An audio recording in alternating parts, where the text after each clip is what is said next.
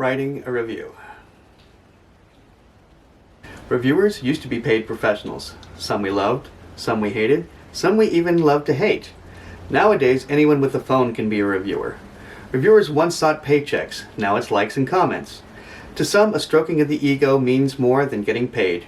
Reviewing culture was even parodied on a South Park episode entitled, "You're Not Yelping." So how should a gentleman write a review? In this video we'll go over maintaining gentlemanly standards for writing bad reviews, and then I'll offer a few pointers for writing a glowing review. I can't promise you'll gain any new Twitter followers.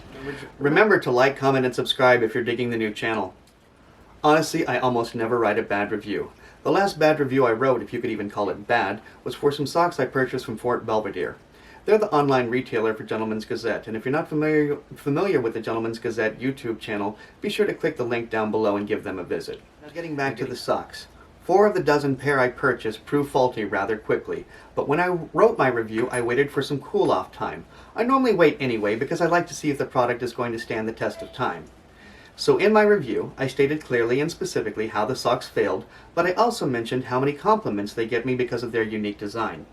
Well, not only did I receive a personal email and phone call from Raphael, the owner, but I was sent replacements for 3 of the 4 faulty pairs.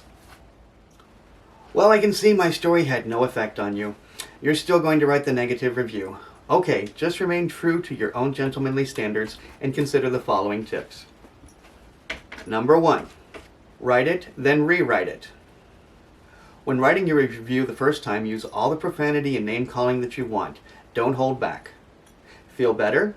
Good, because it's time for the rewrite. And moving on to number 2, which is, don't get emotional. The seamstress charged you for alterations and then failed to deliver on time. So why are you bringing up her neck tattoo?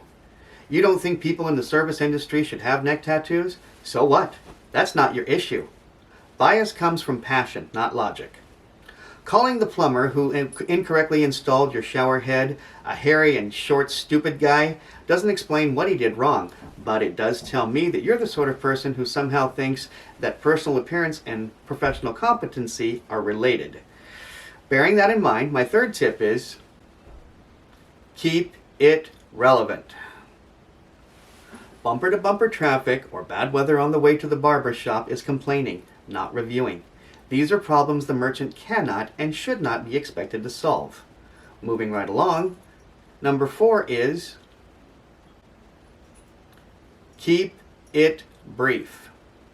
No one wants to read all the minutiae and nitpicking over every single thing that went wrong with your bad experience. Recent data indicates reviews that get the most reads are 1 paragraph or shorter. Tip number 5 is offer constructive criticism. Suggesting the mechanic remove an unused desk in the waiting area so customers have more room is being helpful. A single sentence that simply says, "Get your act together, buddy," isn't. And my final tip for writing a negative review is try to say something positive. Was there anything good about your experience? Like, was your chicken piccata exceptional despite arriving cold because of the bad service?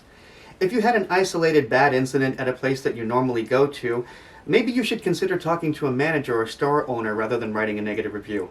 In fact, whenever possible, that's the option you should always choose over writing a negative review. Alright, here's some helpful hints for a gentleman writing a favorable review. First off, be specific. No one ever chose to eat at a restaurant because a review said the food is good. Something like, the gumbo is rich and spicy with okra sliced so thin it bursts in your mouth with flavor tells the reader why they should go there for Cajun food. Just like saying the owner of the card shop is a nice lady means almost nothing. Telling readers she regularly contributes to Wounded Warriors lets them know that by patronizing her, you're supporting our troops. So be exact in your praise. And with that in mind, the second tip is remember your customer service representative's name. A good review for a team member could lead to a raise or a promotion. It might even help them keep their job if staff cuts become necessary. So if you accidentally forget your cashier's name who gave you exceptional service, give a physical description of them in your review. Anyone who goes above and beyond when helping you deserves that. And my final suggestion is explain how they're better than their competition. One night, my wife and I ended up at a Tex-Mex restaurant even though she's not a fan of Mexican food. Out of desperation, she ordered a hamburger, and wouldn't you know it, it became her favorite hamburger in all of Las Vegas. Somebody craving a chimichanga with a companion who doesn't like south of the border cuisine could really use this information. This can apply to anything. You don't have to own a pet turtle to let everyone know that your favorite pet shop is the only place in town that sells turtle kibble. Good reviews help those seeking purchase advice, and more importantly, they get your favorite merchant or service person more customers. Gentlemanly standards for blue-collar reviews. Reviews are a place to offer solicited assistance to others, not just voice your anger. Keep your reviews honest, relevant, and most of all gentlemanly. I thank you for watching. Cheers.